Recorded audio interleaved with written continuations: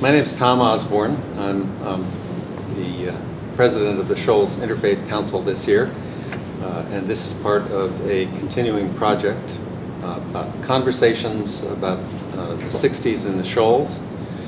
And today we are talking with Patricia Butler, a friend of long standing, and she grew up here and has a very interesting story to tell about the experience of the change from legal segregation to integration here in the Shoals.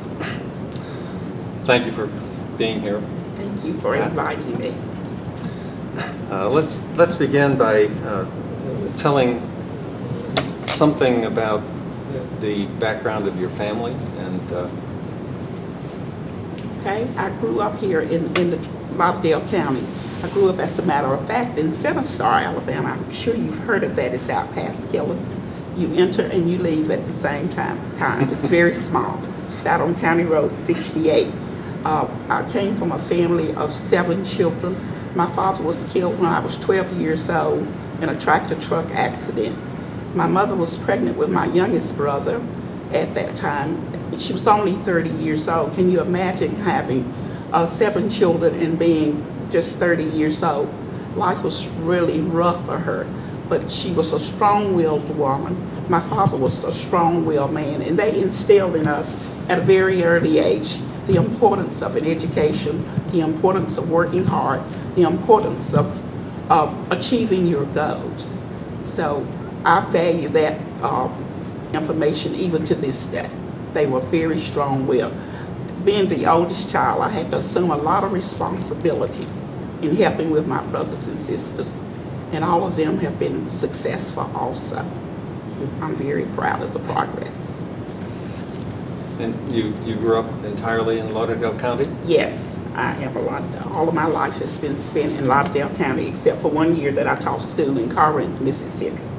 Yes. And I'm sure you'll tell us about that. Yes, I will. Yes. You came to be a teacher. Yes, I did. How did that come about? Well, I went to a little 2-room schoolhouse out at Center Star, and there were 2 teachers. Each teacher had 3 classes in her room. In my 4th grade classroom, my teacher was Mrs. Annie B. Leslie. She was a strong-willed, strong woman, and she always told us, just because you're from the country doesn't mean that you can't be what you want to be. Of course, with the values that were established at home and the values that she instilled with us, I knew I always wanted to be a teacher. I was the oldest at my house, so we played school a lot, and I was always the teacher.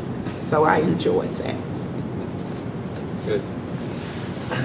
Tell us something about your own schooling and what interested you. Well, when I was I loved to read. I loved to read poetry. I loved to perform, and as I said, have children do as I asked them to do. I like to be the boss, if you know what I mean. But I went to this little 2-room school in Center Star, and after that, we had a school in Rogersville that we were bused to go to. In my graduating class, we only had 13 students, so you can tell from that it was a very small school. After that, I went to Alabama. I'm very thirsty. Went to Alabama A&M. Sorry. And received a BS degree. From there, I went to Corinth, Mississippi to teach at an all-black school. I taught over there 1 year. Being from Lauderdale County, I wanted to come back home. I was married at that time, so I wanted to come back home. I did. I taught from there. I went to Elgin School and taught up there 2 years. I was the only black. This was right after the Civil Rights Act had been passed. What year are we talking about here? It was like 64. It was 65, 66 in that era. Okay. So I was the only black teacher at that school at that time. The only black person, period. The teachers and the kids were very accepting and kind and nice, as generally young kids are. The principal had an issue with black people being in the school. As a matter of fact, I was ignored, and I was also not invited to faculty meetings. And that was a very uncomfortable experience for me. I just learned to deal with it. I just learned to lean and depend on Jesus, as we say in the church. That's what helped me through that, because I stayed up there 2 years. And at that time also, money became available for people to go to school and get an advanced degree. So I took advantage of that. And after doing that, I was transferred to Brooks Elementary School, which was very good. And from there, things just blossomed and bloomed. I stayed at Brooks 19 years, and from there I came to Florence and stayed in Florence 18. So I had a 40-year teaching career, which was very rewarding. 40 years. 40 years, yes, a long time. A long time.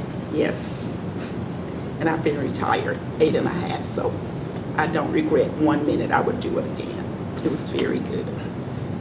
Now, tell us a little about how you came to be early on in the actual integration of the schools around here. How you came to be the only black teacher in an all-white school. Well, in Lauderdale County in particular, and it was toward the east end of the county, there were not at that time very many black people up that way.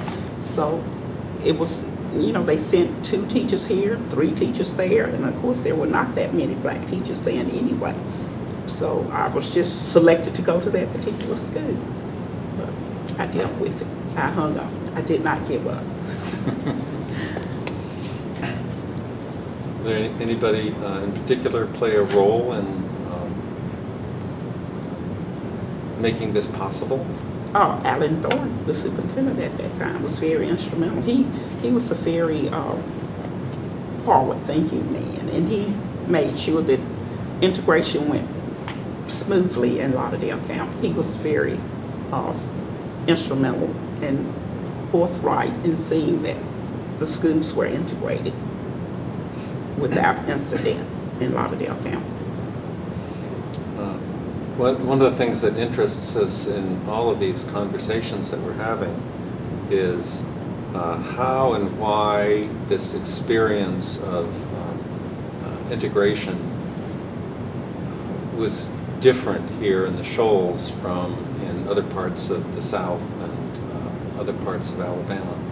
You have any reflections about that from your experience? I think because they used to have an organization around here called the Ministerial Alliance, and Wayne Todd, the Presbyterian Church, has always been very open and forward-thinking, in my opinion, because back when my oldest daughter went to school at the Presbyterian Church, and that was back when a lot of the churches and a lot of the private kindergartners would not accept kindergarten children. So I think the people, the black and white people in the community made a difference, even back then. Wayne Todd is one I can remember in particular, Miss Hatfield, Miss Jones, and they were very outgoing, wonderful people who helped to make a difference, I think, with the integration. What else would you like to share with us? Let me see. This is about it. I was always taught to keep my eyes on the prize. Don't ever give up. Don't ever give up. No matter how hard it is, don't ever give up. And those were the same kinds of experiences I tried to give children when I taught them. I taught from kindergarten through 12th grade in my teaching career. And I always tried to make sure that they felt good about themselves.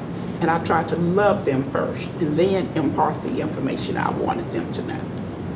Don't ever give up, no matter what it is. One of my favorite poems was Langston Hughes' poem, Dreams, like hold fast to dreams, for when dreams die, life is a broken winged bird that cannot fly. Hold fast to dreams, for when dreams go, life is a barren field, frozen with snow. So if you don't have a dream, you don't have anything. That's one thing I always try to leave with the kids.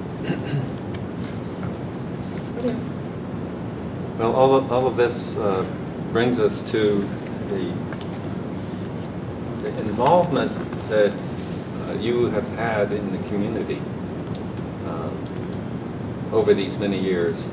As I said earlier, before we started this, I loved my community. As a young child, my elementary teacher, Mrs. Leslie, at Center Star always told us to be involved, get involved, be part of what's happening. You can make it happen.